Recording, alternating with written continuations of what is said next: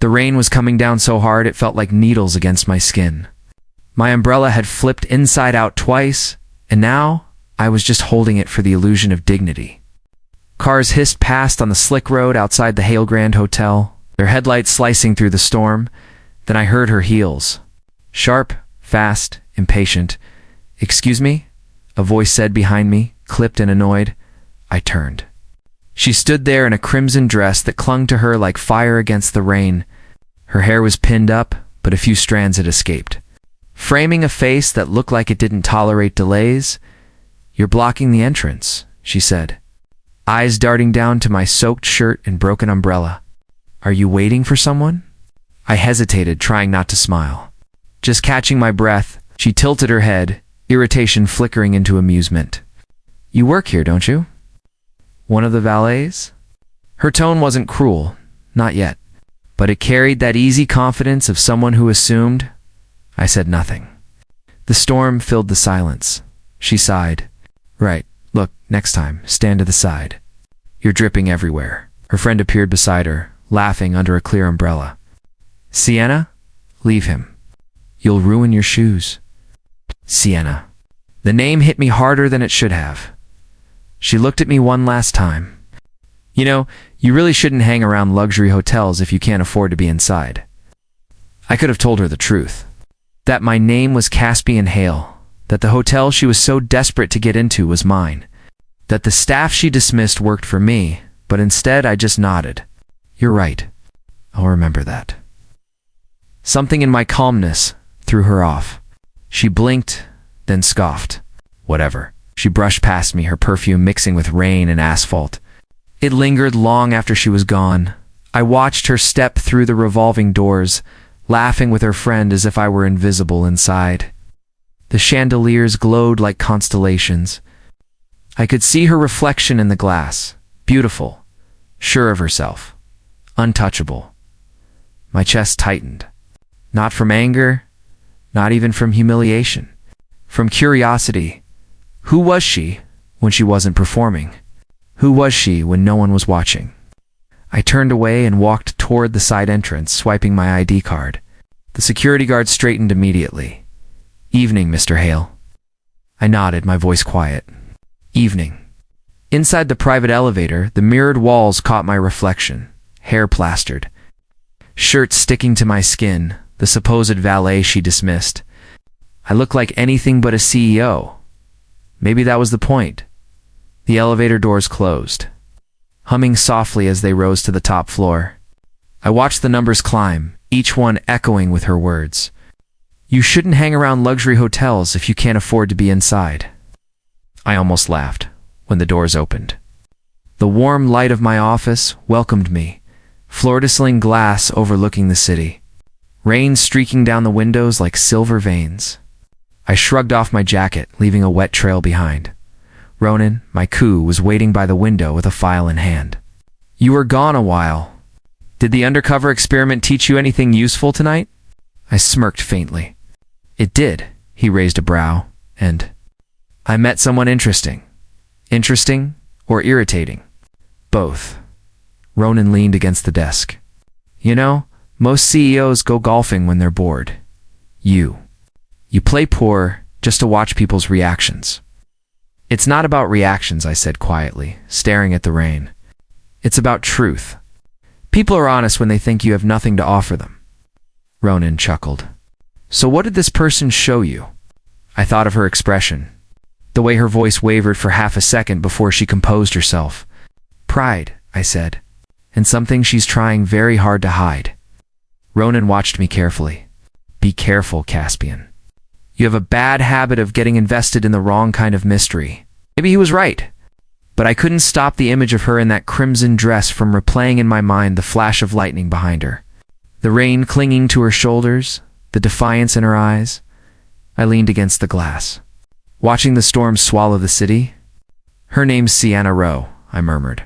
"Find out what department she's in." Ronan frowned. "Already planning your next move?" I didn't answer. The rain against the glass became my only reply. Down below, I could still see her through the hotel's wide windows, sitting at the bar, laughing with her friends. She looked so certain of herself, so above it all. I smiled faintly. She called me poor. Ronan shrugged. You've been called worse. She called me unworthy, I said softly. That's different. Out. He glanced at me, curious. And what do you plan to do about it? I turned away from the window and walked toward my desk, the decision already forming in my mind. Nothing yet. Let's see what she does when she realizes the man she mocked signs her paychecks. Ronan sighed. Caspian, don't turn this into another lesson. You've done that before. It never ends well. I picked up the phone, my voice calm. This isn't about revenge. It's about perspective. But even as I said it, I wasn't sure I believed myself. I looked out at the rain again. The city lights blurred, just like the line between pride and curiosity in my chest. And then I saw her leaving the bar laughing. Umbrellas spinning lazily as she stepped into the storm again. Something in me moved before I could stop it. I grabbed my jacket and headed for the elevator, because if she was going to walk into my world, I wanted to be there when she realized where she truly stood. Her voice hit me before the door even opened. Confident, clear, threaded with impatience. I told you, I'm not late. They said 10 o'clock, right? The glass doors swung inward. She walked in, heels clicking on marble. The same woman from last night. Sienna Rowe. Her crimson dress had been replaced by a beige suit that fit her like authority. Her hair was tied high, her chin lifted higher. But the moment her gaze found me sitting at the head of the conference table, the confidence in her stride faltered. Her smile froze. Her fingers tightened around the folder she carried. Ronan leaned closer to me, whispering, "This is the one you mentioned?" I nodded, my eyes never leaving hers. "Yes, that's her." "Interesting choice," he muttered. Sienna cleared her throat, pretending not to notice me. "Good morning, gentlemen. I'm here for the marketing strategist position." I let a few seconds of silence stretch. Her eyes flickered to mine again. I could almost see the storm of realization hit her. She remembered. I leaned back in my chair, voice even. "Please, take a seat, Ms. Rowe," she did, carefully placing her folder on the table. "Thank you, mister." She hesitated, reading the nameplate. Her eyes widened slightly. "Mr. Hale?" Faintest color rose to her cheeks. I could feel the heat of her embarrassment from across the room. "Have we met before?" she asked, tone falsely casual. I tilted my head. "Not that I recall." Ronan hid a smirk behind his coffee. I opened her portfolio. "You've worked with 3 firms in the last 5 years. Impressive. Why leave your last position?" Sienna's smile returned, tight but confident. "Creative differences. I like ideas that make people feel something." They liked numbers. I nodded slowly.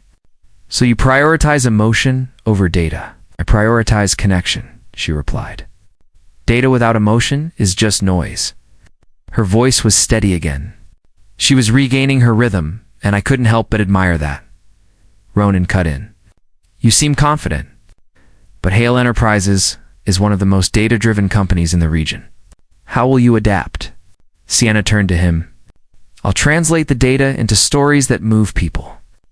If you want to sell, you have to make the audience feel seen."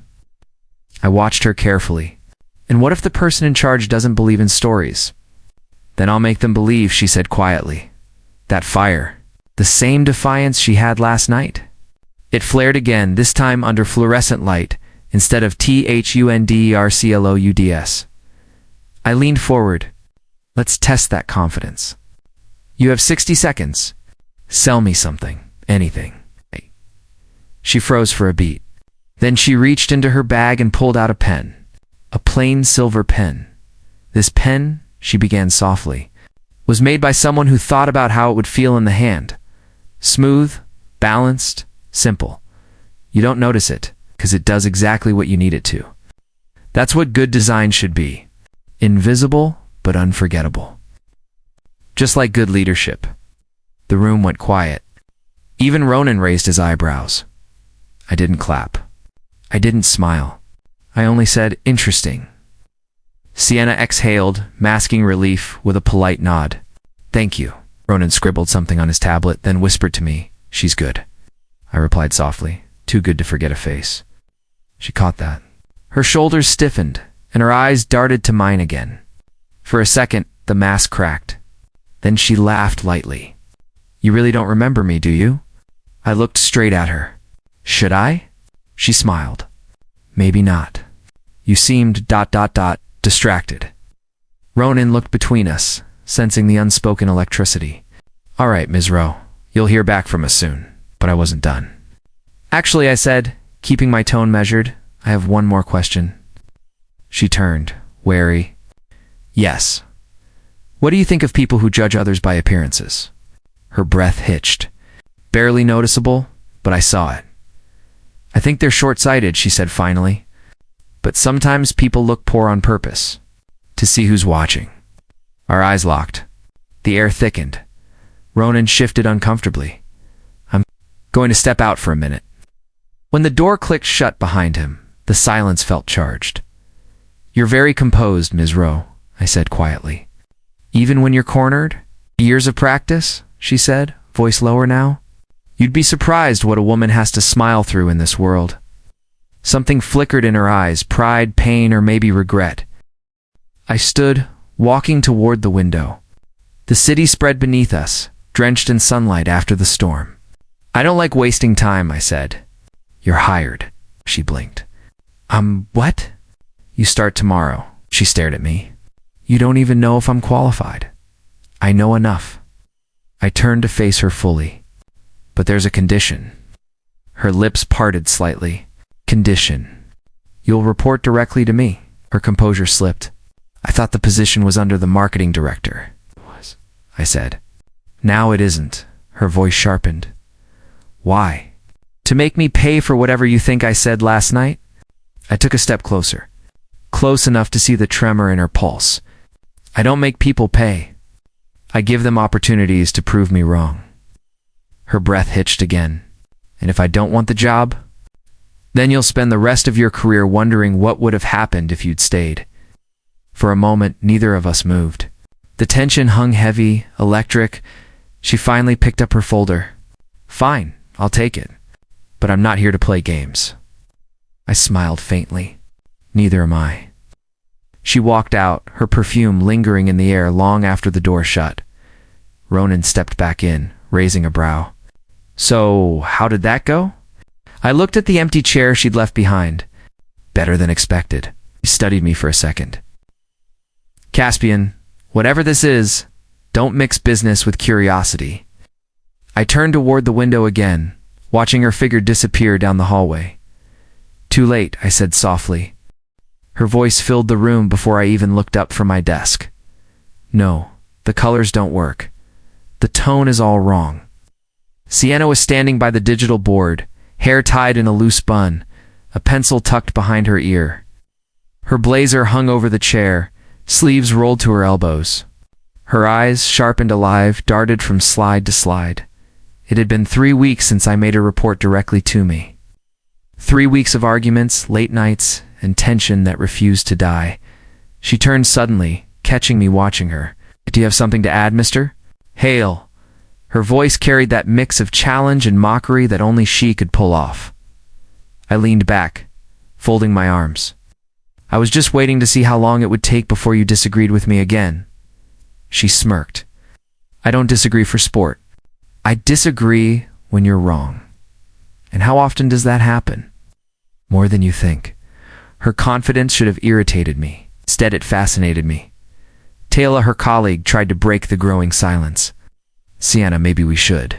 Test both versions of the pitch before finalizing? Sienna sighed, rubbing her temple. Fine. I'll stay late to adjust it. I glanced at the clock. It's already 8. She shot back. Then I guess I'll be here until 10. I should have told her to go home. But something about her drive, her refusal to bend, made me stay too. By 9, Tala left with a polite goodnight. The office emptied. The city outside turned into a blur of rain and neon. Sienna was still typing furiously, her reflection glowing in the glass. The faint scent of jasmine followed her every movement. I finally broke the silence. You don't have to push this hard. She didn't look up. I'm not pushing. I'm surviving. Her tone cut through me. I walked closer, stopping beside her desk. You think working yourself into exhaustion is survival? She glanced at me, eyes tired, but defiant. You wouldn't understand? Try me. Her fingers stilled on the keyboard. People like you have safety nets, as people like me have cliffs. For a second, I forgot how to breathe. She went back to work, pretending she hadn't said it. But the words stayed in the air, heavy and real. When I moved to help her review the slides, our shoulders brushed. Her body went rigid, then still. I could feel the heat radiating off her. She murmured, "You're too close. Maybe you're too easily distracted," I replied softly. Her eyes flicked up to mine. "Maybe you like distracting me." The tension cracked like static. I took a small step back, pretending to focus on the screen. "Focus, Misro. We still have 3 slides left." She gave a small, breathless laugh. "You're impossible, and you're infuriating." Her smile lingered for half a second, then faded. By 10:30, her voice was hoarse from explaining. When she finished the final pitch simulation, she slumped into her chair. "It's not good enough," she muttered. I looked over the slides. "It's solid. It's average," she said bitterly. "I can't afford average." The way she said it quiet, defeated, made my chest tighten. Then I heard it. The smallest sound, a shaky breath. I turned. She was facing away, her shoulders trembling. "Sienna," she wiped at her face quickly. "Sorry, allergies." I walked around the desk. Her eyes were red, but she tried to smile. "You don't need to see this part." I didn't move. "You worked hard. You don't have to apologize for caring." She let out a short laugh. "I don't cry because I care. I cry because I'm tired of pretending I'm fine." It hit deeper than I expected.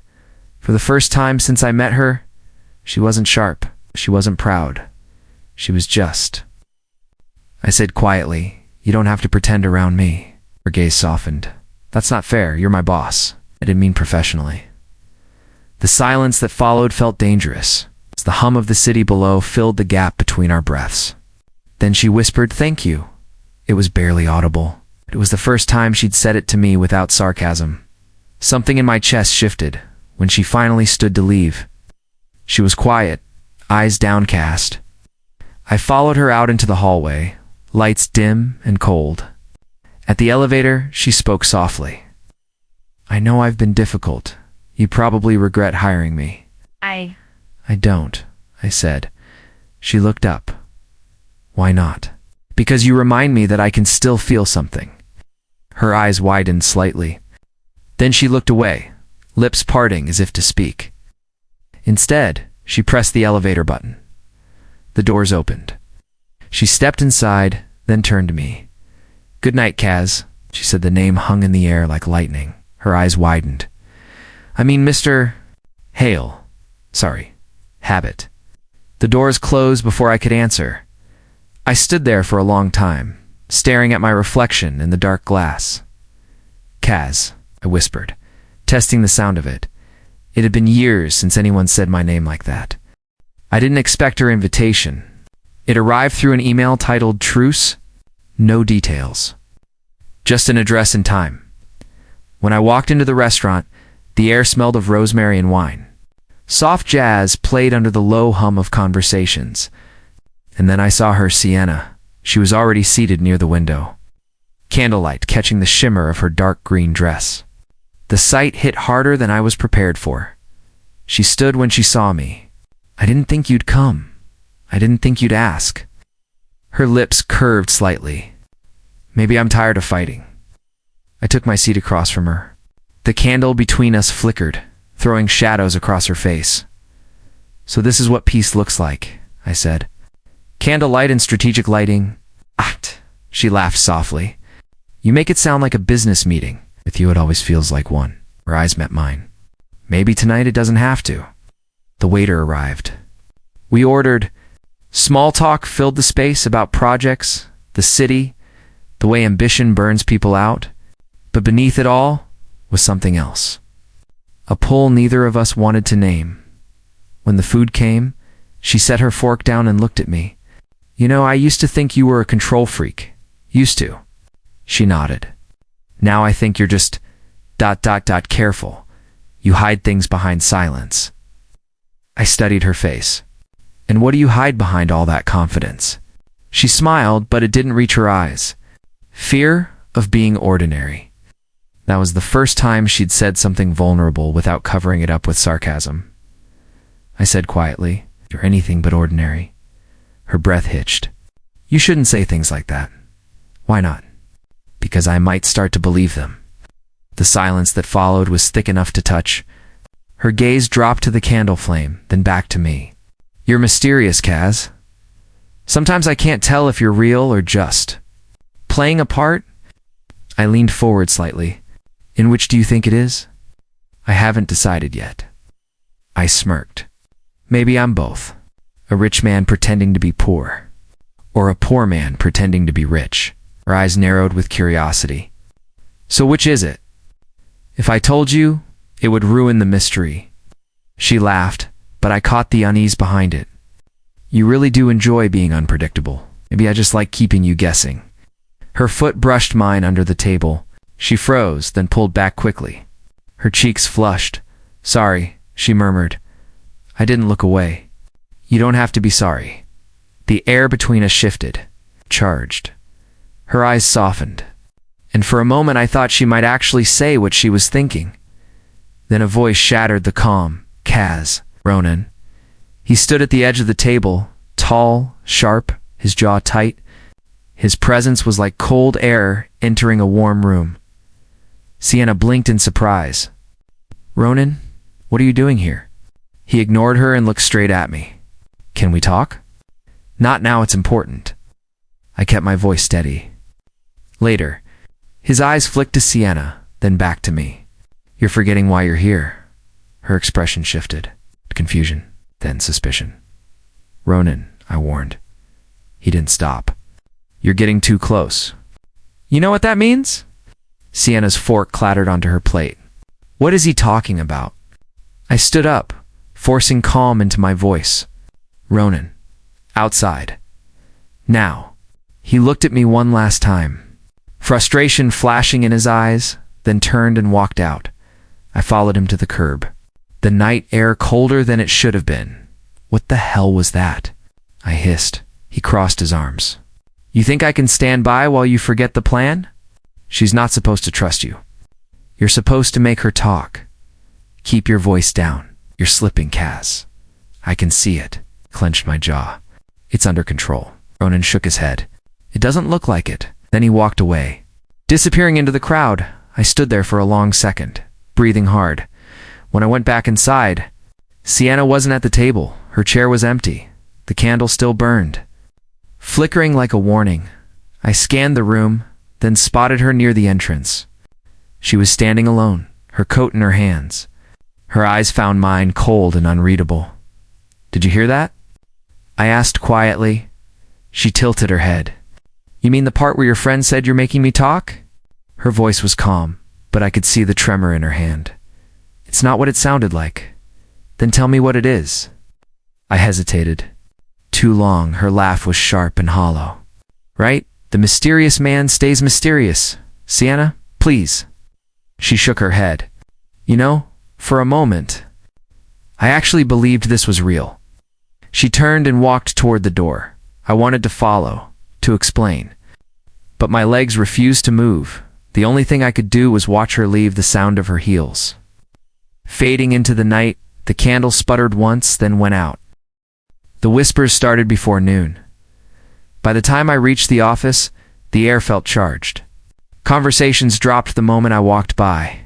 A few curious glances. Some smiles that lingered too long. I didn't need to ask. I could already guess. When I stepped out of the elevator, Tala looked up from her desk and winced. "You should probably close your office door." "Why?" She hesitated. "Because the rumor mill's on fire. They think you and Sienna are seeing each other."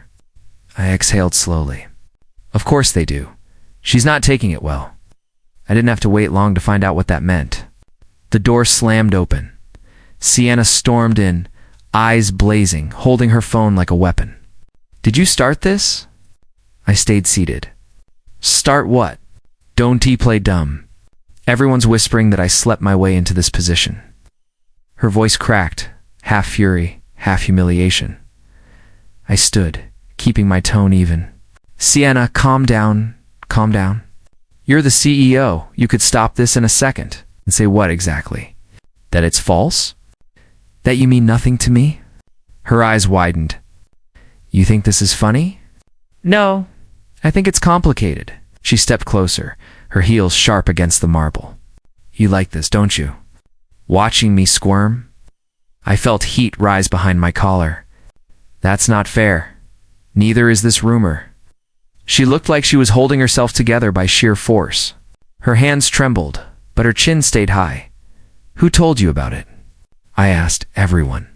It's all over the group chat. They think you gave me special treatment because of whatever they think we are. Her voice broke slightly on that last word. I took a step closer. You know that's not true, do I? She shot back. You've been watching me like I'm some project you need to fix. You've been pulling me into private meetings? People notice. I didn't mean to put you in that position. She laughed bitterly. You didn't have to. You just being you is enough. I stared at her. Really stared. Her eyes were bright, furious, but behind it all was something else hurt. You think I wanted this attention? I asked quietly. I think you wanted control. You always do. That hit harder than I expected. I turned away for a second, trying to breathe through the tension building between us. You don't know me, I said. Then tell me who you are. Her words were sharp, but the look in her eyes wasn't anger anymore. It was challenge. It was longing. I met her gaze. You wouldn't believe me if I did. Try me. The room fell silent. The city hummed faintly beyond the glass walls. For a moment I thought I might actually tell her that I wasn't just her boss, but the owner of everything around her.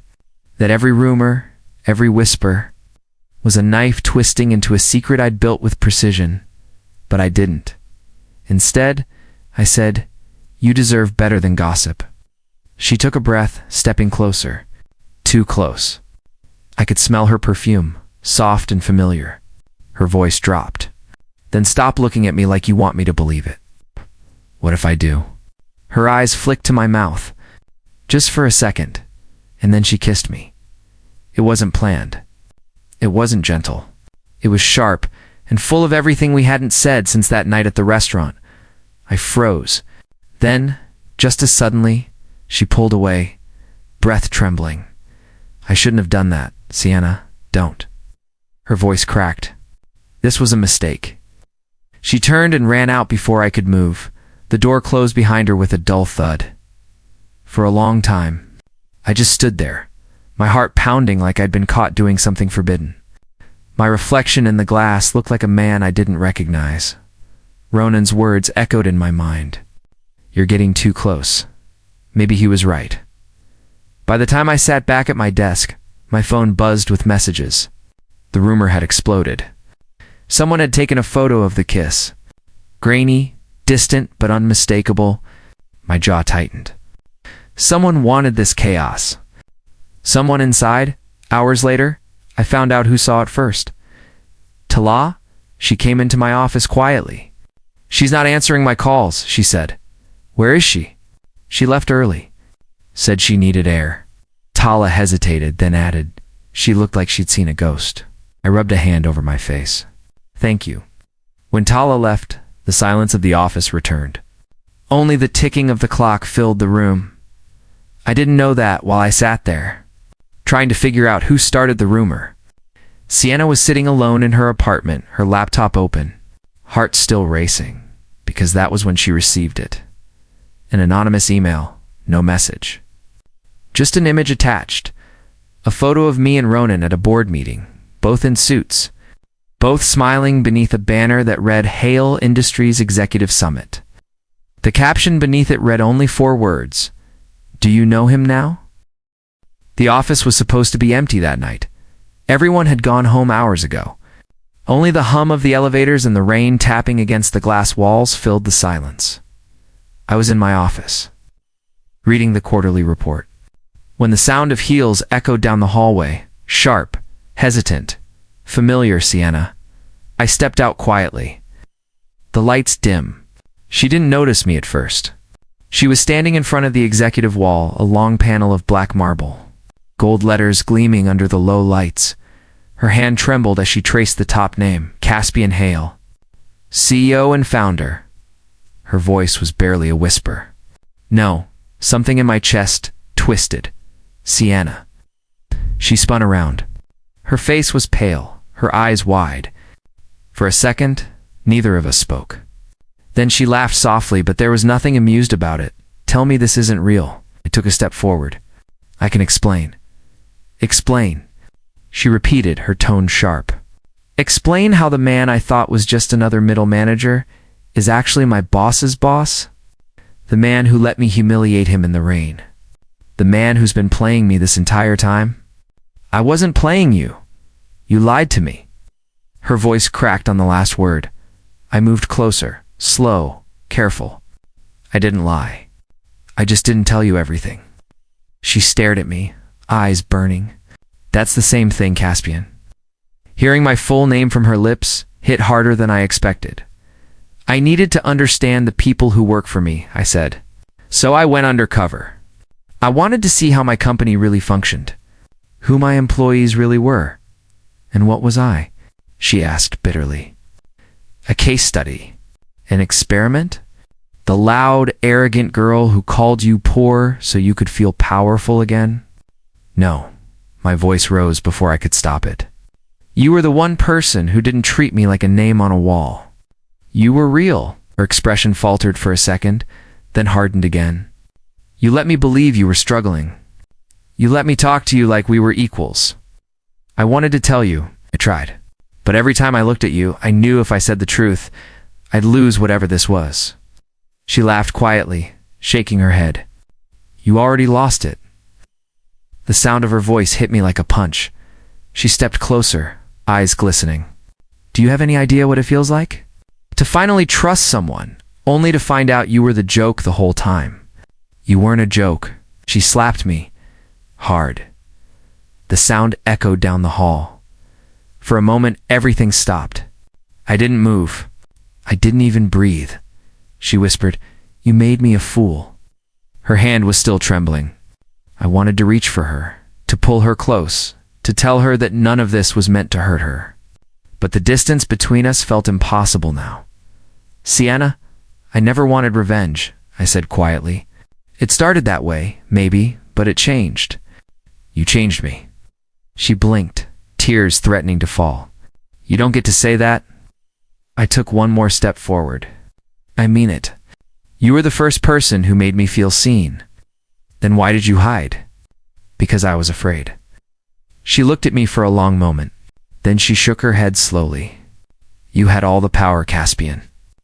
All the control. I never stood a chance. The words broke something inside me. She turned away, her reflection in the glass dark and fragile. I thought maybe this could have been real. It was. Her voice trembled. Not anymore. She started walking toward the elevator. I followed, but she didn't look back. Sienna, wait, please. She stopped but didn't turn. You know what hurts the most? What? I kissed you because I believed in who I thought you were. Not this. The elevator doors opened. Her final words were quiet, almost drowned by the rain. I hope it was worth it. The doors closed and she was gone. I stood there, staring at my reflection in the elevator's mirrored surface. The man looking back wasn't the calm, composed CEO anymore. He was someone stripped bare. Someone who realized too late that the truth doesn't just set you free. It can destroy everything. That night, I stayed in the building long after the lights went out. The rain outside grew heavier, blurring the city's skyline. My phone buzzed once. A message from Ronan. She knows. What now? I didn't answer, because I already knew. The next morning, Tala walked into my office, holding a white envelope. Her expression was somber. She's gone, Caspian. She left this. Inside was Sienna's resignation letter. No words, just her signature at the bottom. My chest tightened. Where did she go? No one knows. She cleared her desk before sunrise. I stared at the letter, her handwriting trembling on the paper like her voice had last night.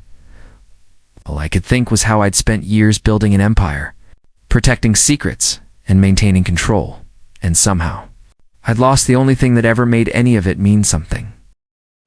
It had been 3 weeks since Sienna disappeared. 3 weeks since she walked out of my life. Leaving nothing but silence behind, I told myself to focus on work, on the empire I'd built. But every time I looked at her empty desk, every time I passed the elevator where she last stood, I felt the same hollow ache. Ronan found me one night in my office. Still staring at a resignation letter, he sighed. "You can't keep doing this. I'm not doing anything. That's the problem." He leaned against the doorframe. "You're chasing a ghost." "She left, Kaz. Let her go." "I can't because you love her." I met his gaze. "Because I ruined her." He shook his head. "You didn't ruin her. You lied to protect yourself. There's a difference. Tell that to her." Ronan hesitated, then dropped a file onto my desk. "You might want to see this." Inside were market reports. Competitor data? A familiar name leaped off the page. Morgan Dynamics, at the top of their new marketing campaign. Sienna Rowe, lead strategist. I stared at the page, my pulse pounding. Ronan spoke quietly. "I heard she started there 2 weeks ago.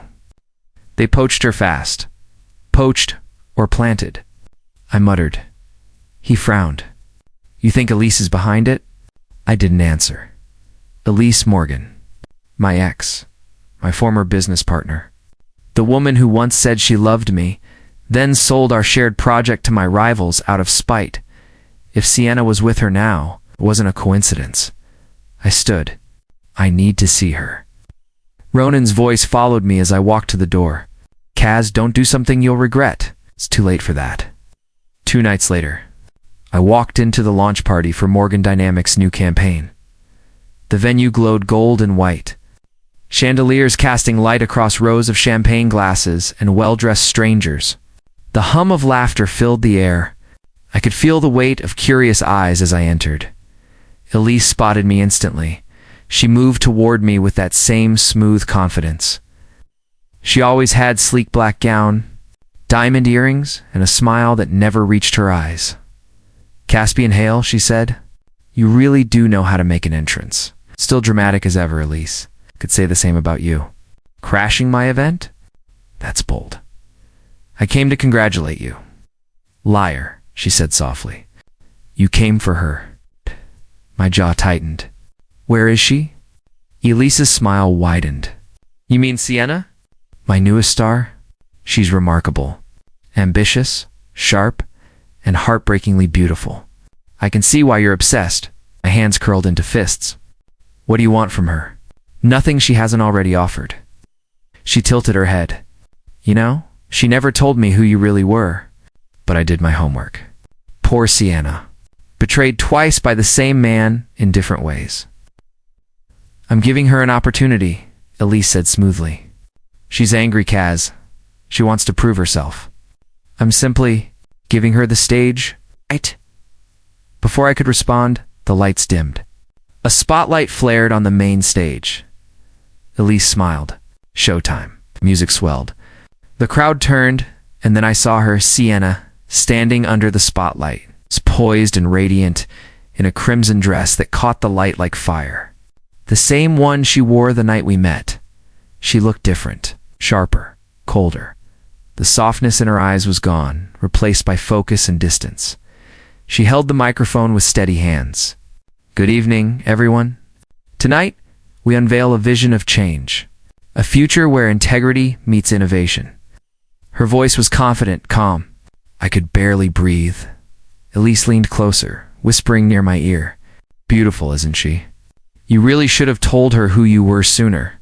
Maybe she'd still be on your side." I didn't answer. My eyes never left Sienna. When she glanced across the room, our eyes met for the first time in weeks. Her expression didn't change. No surprise, no warmth. Just a flicker of recognition she quickly buried beneath her professional mask. The applause rose when she finished her speech. Elise joined her on stage, smiling for the cameras. One hand resting possessively on Sienna's shoulder. I felt something tighten in my chest. Ronan's words echoed in my mind. You're chasing a ghost. Maybe I was. But that ghost was looking right at me as the crowd clapped and the cameras flashed. Sienna finally turned her gaze back toward me. For a second, the mask slipped. Her eyes softened just a little, then she looked away. Elise raised her glass to the audience. To new beginnings. And the whole room echoed it back. I stayed where I was, frozen in place. Watching her smile beside the woman who once betrayed me, every instinct screamed to walk up there. To tell her everything, to beg for a chance to explain. But I couldn't move. Not while the cameras were flashing. Not while Elise stood beside her, smirking like she'd already won. I clenched my jaw. If Elise thinks she can use Sienna against me, she's wrong. Ronan's voice in my head whispered, "You sure about that?" Because when Sienna turned one last time before leaving the stage, her expression wasn't hate. It was something worse. It was indifference. The applause hadn't even faded when Elise took the microphone. Her voice cut through the air, smooth and poisonous. Before we close tonight, I'd like to share something special. A little secret from my favorite rival. The crowd shifted, murmurs rising.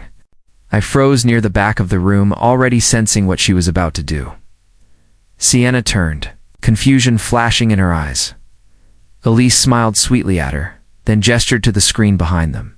This, ladies and gentlemen, is a preview of Morgan Dynamics' new campaign. Built on visionary concepts, innovative systems. Some of you might even find it familiar. The screen lit up. My designs. My company's private blueprints, the ones stolen months ago during our merger fallout. Gasps spread through the room like fire. Elise turned toward Sienna. Of course, I couldn't have done it without my brilliant strategist. Sienna Rowe, everyone. Sienna stepped back as the crowd began to whisper. I could see her lips move. What is this? My pulse roared in my ears. I moved through the crowd, shoving past photographers until I reached the stage. Elise, I said, keeping my voice level. Stop this. She turned toward me, delighted. Caspian Hale, everyone. The man himself? How nice of you to join. Those designs were stolen, I said, and you know it. Her smile sharpened. Stolen? Oh, Kaz, you left them behind when you left me. I simply picked up what you abandoned. Isn't that right, Sienna? Sienna's voice shook. I don't know what you're talking about. I didn't. Didn't what? Elise cut her off, mock sympathy dripping from her tone. Didn't help upload the files to my team? Didn't sign off on the proposal? My dear, your name is all over it. The audience gasped again. Sienna looked like the ground had been pulled out from under her. That's not possible, she whispered. I never touched any files from Hale Industries. I stepped forward. She's telling the truth. You forged it. Elise tilted her head. Proof, Kaz. The cameras flashed. The reporters leaned closer. The scene was chaos. I grabbed Sienna's hand. Come with me. She yanked it away. Don't touch me, Sienna. She's twisting this. Her eyes blazed. You think I don't see what's happening? You think I'm stupid enough to help her steal from you? I never said that. She thought it. She shot back. You still do. You always have. I exhaled sharply. I'm trying to protect you. From what? From myself? Or from you? Her voice cracked, and for a second the anger gave way to pain. The kind that sat deep, heavy, and unspoken. I took a step closer. Sienna, listen to me. Elise is using you. She wants to destroy both of us. You think this is about us? It's always about you, Caspian. You lied to me, humiliated me, and now you're telling me I'm part of some plot against your empire? The crowd watched, silent and hungry for scandal. Elise stood off to the side, smiling like she'd already won. Sienna, I said quietly, when you walked away, I didn't chase you because I thought I deserved your anger. But this isn't your fault. You didn't know.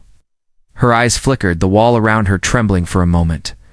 Then she looked down, her voice barely above a whisper. You're right. I didn't know who you were. Not then. Not now. She turned to leave. Wait. I grabbed her wrist, gently. Don't let her use you. She looked at my hand, then at me. Her voice trembled with fury and heartbreak. You already did. She tore free and stepped down from the stage. I followed, ignoring the flashing lights and whispers. Sienna, please. Don't walk away again, and stop treating me like a mistake you're trying to fix, she snapped. Her eyes glistened, but her chin stayed high. The same fire that made me fall for her now burned against me. Behind us, Elis's voice rang out again through the microphone. Touching, isn't it? The tragic romance of Hala and Ro. But I'm afraid our story isn't over. I turned. Enough, Elise. She ignored me, her smirk widening. Do you all remember that rumor a few weeks back? About Caspian and his favorite employee? The scandal that nearly broke his PR team? Sienna froze mid-step. Elise's voice softened to a poisonous whisper. That was me. I sent the email. I started the fire. The crowd erupted in noise. Sienna's eyes met mine, wide with shock. Elise's laughter cut through the chaos. You should have known, Kaz. I always finish what I start. Security began to move in, the music stuttering back to life as the lights dimmed.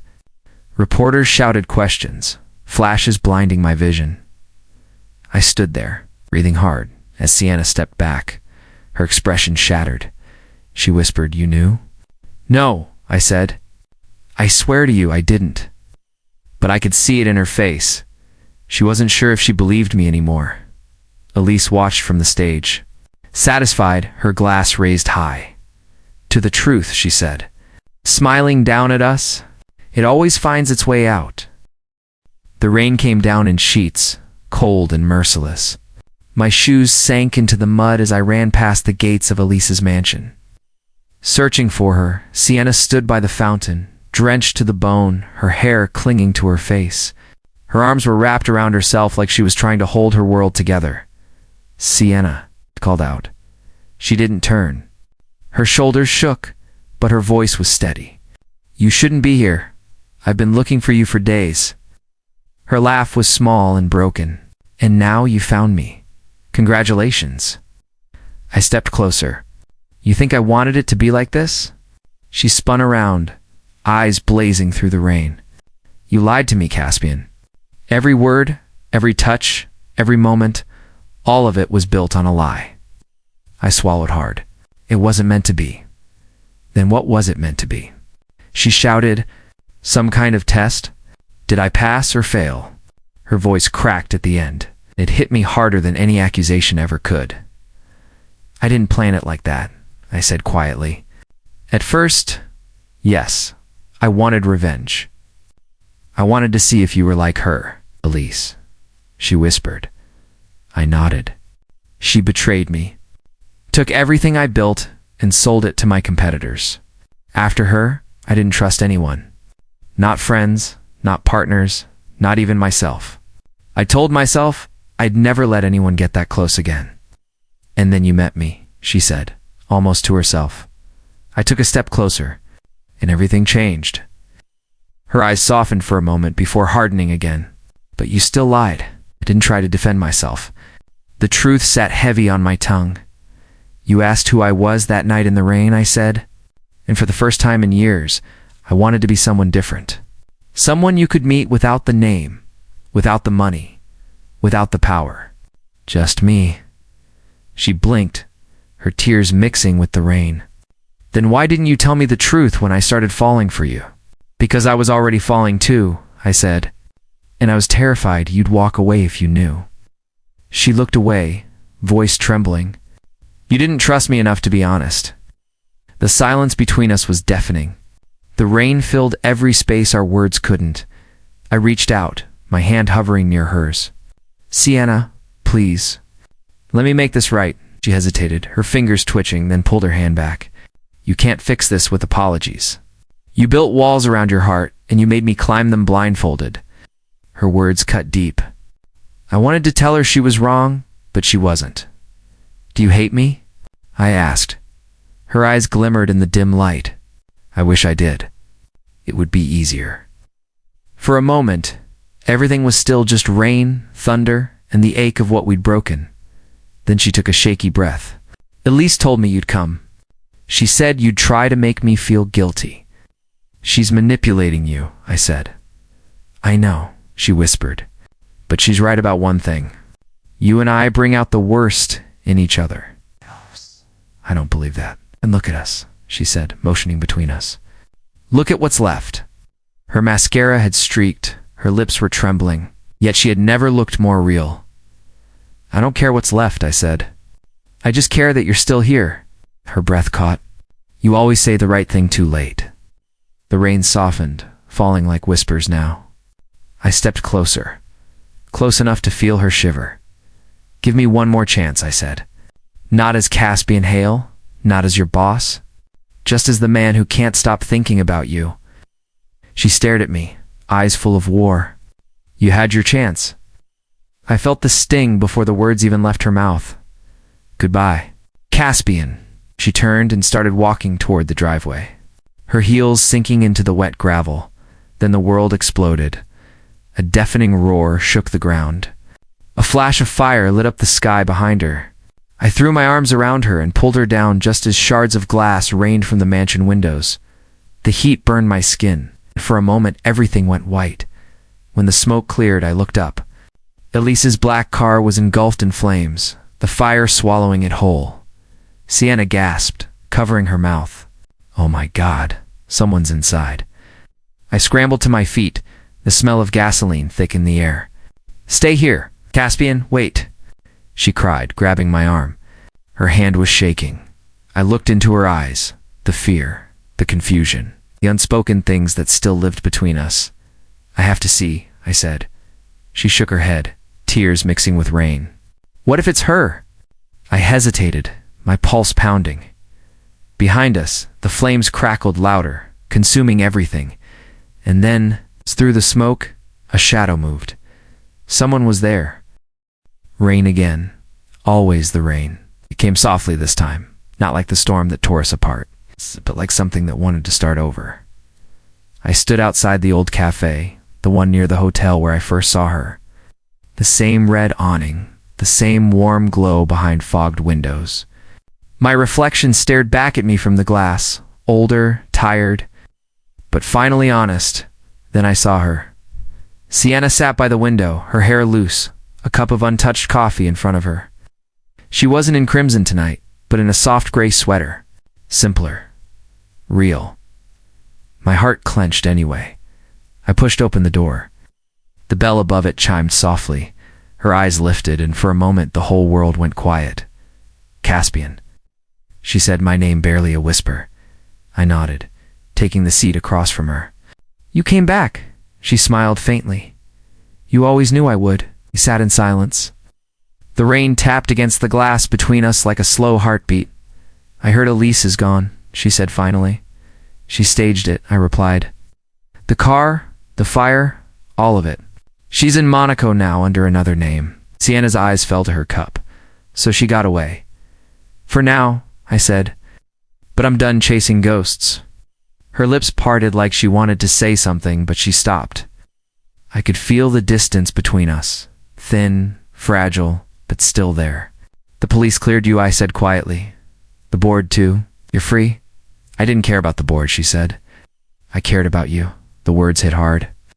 I looked at her, and for the first time in months, she didn't look like the woman I met in the rain. She looked like the woman I lost because of my own pride. I was wrong, I said. About a lot of things. You hid who you were, she replied. But I hid who I was too. I let ambition make me cruel. I mocked you because I thought power made people untouchable. I leaned forward, and now. She looked up, her eyes wet but steady. Now I know it just makes them lonely. The cafe lights flickered against her skin. I could still smell the faint trace of her perfume. My chest ached with the memory of every moment I tried to forget. You said something once, I murmured, that I didn't understand what it felt like to be looked down on, but I did. It just never asked. She tilted her head. Then tell me now. I grew up in that same neighborhood you did, I said. The cracked walls, the street lights that never worked. I built Hale Enterprises because I was tired of being the poor kid who got told he'd never belong. Her eyes softened. That's why you went undercover. I nodded. I wanted to know who people were when they didn't think I mattered. She sighed. And I failed your test. No, I said, shaking my head. You were the only one who made me forget there was a test at all. A quiet laugh slipped from her lips. You always say things like that. It's not fair. I'm not trying to be fair, I said. I'm trying to be honest. She studied me for a long moment. The air between us was thick with everything we hadn't said. I don't need a rich man, she said finally. Her voice was soft but steady. I just needed an honest one. I reached across the table, hesitating just before our hands touched. I can be both now, if you'll let me. She looked at my hand, then at me. For a heartbeat, I thought she would pull away. Instead, her fingers slid over mine, warm, trembling, real. Her eyes glistened. You're still terrible with umbrellas, she said. I smiled. Maybe that's how you'll always find me. We both stood. Outside, the rain fell harder, streaking against the glass. I opened the cafe door, and the wind carried the scent of wet asphalt and new beginnings. Walk with me, I said. She hesitated, then nodded. We stepped into the rain. It soaked us instantly, but neither of us cared. The city lights shimmered through the puddles, blurring into red and gold. I slipped off my jacket and held it over her head. She pushed it back, laughing through the downpour. You never learn, she said. I'm learning right now, I replied. She stopped walking. The rain ran down her face like tears that weren't meant to hurt anymore. This is where it started, she said. You standing in the rain, me calling you poor, and me falling for you anyway, I said. Her eyes met mine, steady and shining. You never stopped, did you? Not for a second. She stepped closer, her voice a whisper, then stopped talking. Her fingers brushed against my jaw. Her breath mixed with the rain. The world faded, the noise, the regret, the years between who we were and who we'd become. When her lips met mine, it wasn't about revenge or apology anymore. It was about everything the rain had washed clean. The sound of thunder rolled above us, but it felt different now, not a warning, but a blessing. When we finally pulled back, she smiled, her crimson dress clinging to her like that first night. I laughed softly. You kept it. It reminds me that I can start over, she said. I took her hand, so can I. She looked at me one last time before turning toward the city lights. Then let's not waste it. We walked forward together, the rain falling like forgiveness, washing away everything that had ever kept us apart.